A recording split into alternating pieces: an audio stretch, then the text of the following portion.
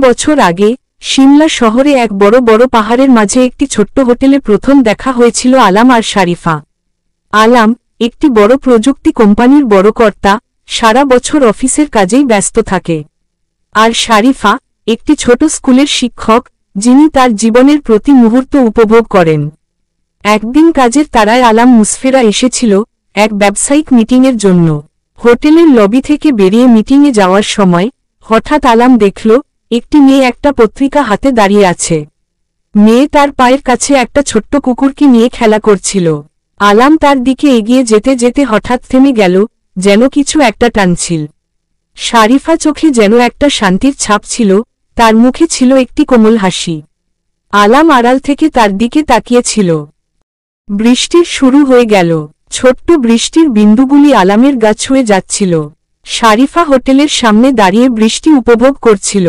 হঠাৎ আলম তার দিকে এগিয়ে গিয়ে বলল, এত সুন্দর বৃষ্টি না? আপনি কি আমাকে কিছু বলবেন?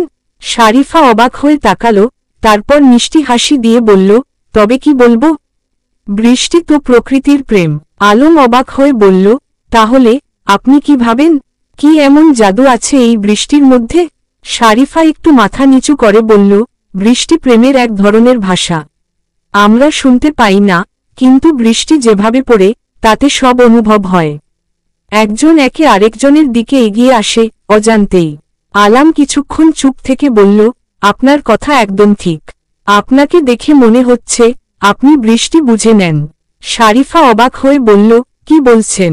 আমি তো এমন কিছু জানি না। এভাবে কথা বলতে বলতে তাদের মধ্যে এক অদৃশ্য বন্ধন তৈরি হতে লাগল। আলম তার ব্যস্ত জীবনে এমন এক শান্তি খুঁজে পেয়েছিল যা সে কখনোই অনুভব করেনি। শারিফা সহজ সরল জীবনযাপন তাকে অভ্যস্ত করেছিল নিজের জীবনের যন্ত্রণা থেকে। কিছু সময় পর বৃষ্টি একটু কমে আসল। আলম বলল, আপনি যদি কোনো সমস্যা না মনে করেন তাহলে আমার সঙ্গে এক কাপ চা খাবেন? শারিফা হেসে বলল, অবশ্যই, তবে এই শহরে এমন এক জায়গা আছে যেখানে আপনি প্রতিটি বৃষ্টি উপভোগ করতে পারবেন।